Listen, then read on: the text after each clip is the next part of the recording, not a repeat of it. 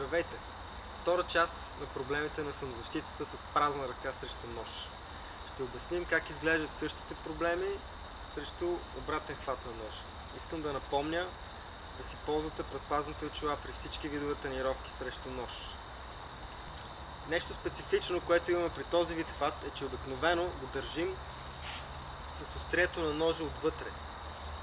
Така че всеки вид защита, която предполага поставяне на ръка,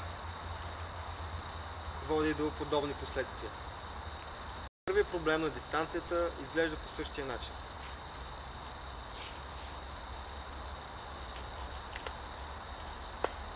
Искам да обърнете внимание, че част от атаките могат да бъдат смъртоносни, тъй като могат да засегнат артерия от вътрешната страна на ръката. Проблем номер 2 е проблема на ъгъла на атака. Повечето хора предполагат, че има само един ъгъл на атака с ножа в обратен хват. Всъщност това не е така.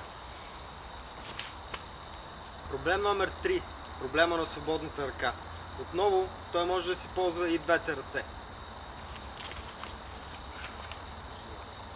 Или проблем номер 4. Проблема на глуповия опонент.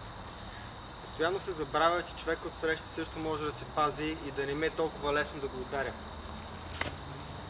Вместо това да се получи,